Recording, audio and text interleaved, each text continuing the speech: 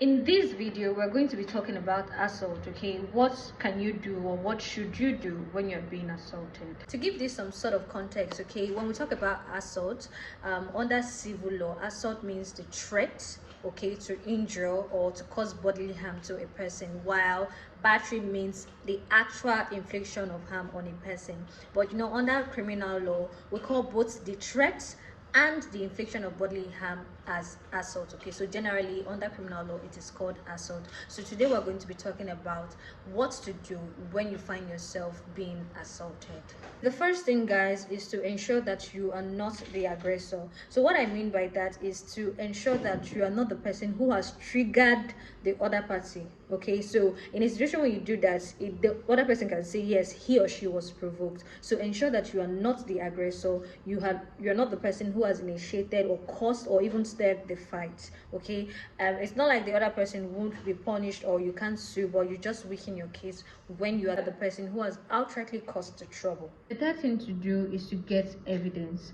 You have to get as much facts, okay, to support your petition, because you're going to file a petition, you're going to meet a lawyer, so you should have enough evidence to back you up. Thankfully, we have the Evidence Act that now admits electronic evidence. So even as slow as or as small as WhatsApp messages, pictures, videos, just get all of them together and keep them safe as part of your evidence. So after you've gathered your evidence, the next step is to go to the police. Bombastic side eye, criminal offensive side eye.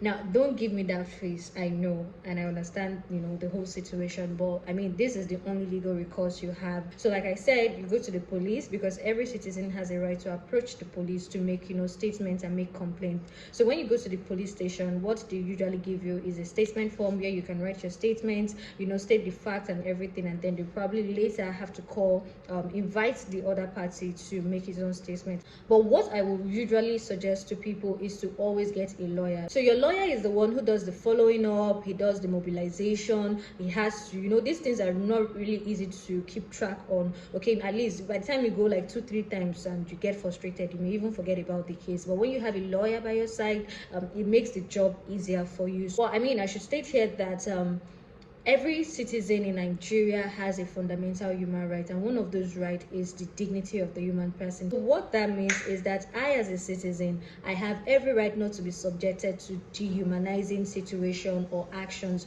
from another person. Okay, so it is a fundamental right that you can enforce. So if you know that you're going through assault, or if you're going through something that needs to be handled, please reach out to a lawyer.